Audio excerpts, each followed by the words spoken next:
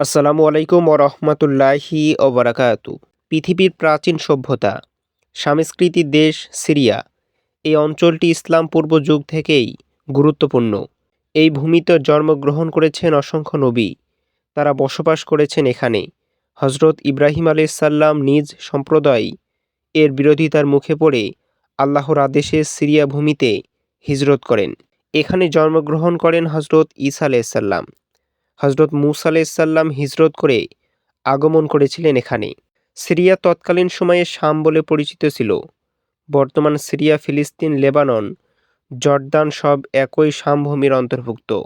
এই শামের সঙ্গে ভবিষ্যৎ এবং কিয়ামত পূর্ব অনেক ঘটনা জড়িত রয়েছে।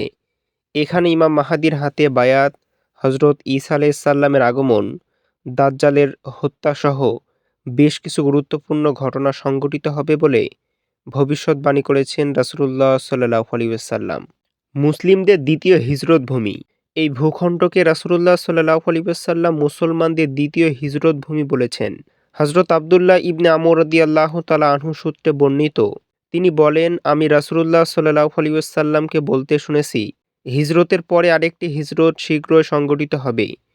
তখন ভূপৃষ্ঠের সব থেকে ভালো মানুষ হবে তারাই, যারা ইব্রাহিম আলাইসাল্লামের হিজরত ভূমিতে অর্থাৎ শাম দেশ অবস্থান করবে।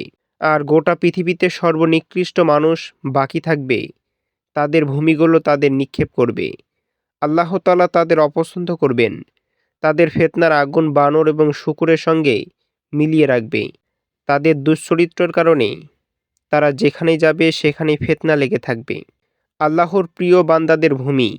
হজরত শুরওয়াহ ইবনে উবাইদা রহমতুল্লাহি আলাইহি বলেন, হজরত আলী রাদিয়াল্লাহু তাআলা আনহু ইরাকে অবস্থানরত অবস্থায় তাকে শামবাসীর ব্যাপারে বলা হলো, আপনি তাদের উপর অভিশাপ করুন।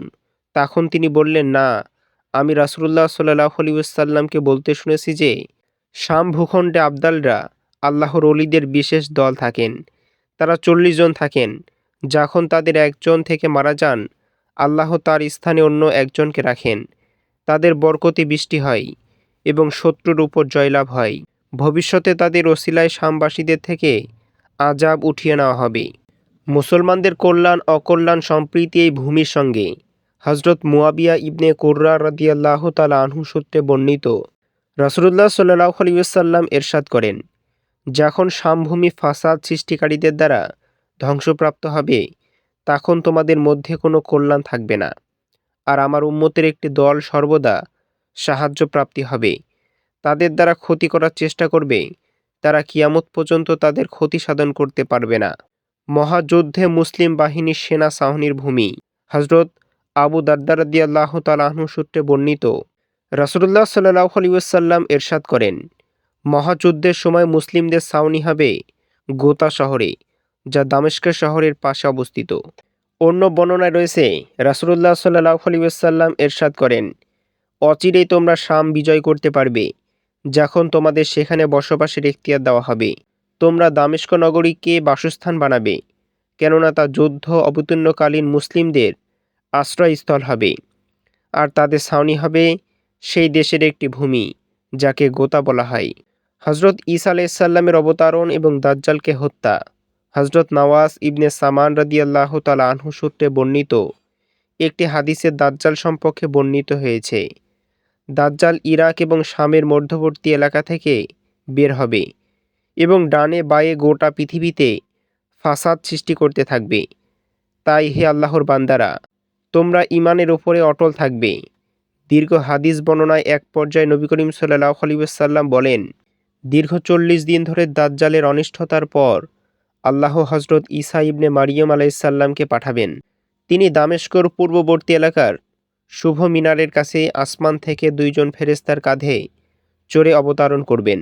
তিনি দাজ্জালকে তালাশ করবেন, অতঃপর শামের বাবে লুদ নামক স্থানে তাকে হত্যা করবেন। কিয়ামতের আগে মাহাদির খেলাফত গ্রহণ। হজরত উম্মে সালামা রাদিয়াল্লাহু তাআলা আনহু সূত্রে বর্ণিত, রাসূলুল্লাহ সাল্লাল্লাহু আলাইহি ওয়াসাল্লাম ইরশাদ করেন, মুসলমানদের একজন খলিফার ইন্তাকালের পর মতনৈকট্য হবে। তখন মদিনাবাসীদের একজন ব্যক্তি মতনৈকট্য এড়িয়ে যাওয়ার জন্য মক্কায় চলে আসবেন। অতঃপর মক্কাবাসী অনেক লোক তার কাছে আসবে এবং তাকে তার অনিচ্ছা সত্ত্বেও ঘর থেকে বের করে এনে মাকামে ইব্রাহিম হাজরে আসওয়াতের মধ্যবর্তী স্থানে তার হাতে বায়াত গ্রহণ করবে। শেষ জামানের নেতা ইমাম মাহদী।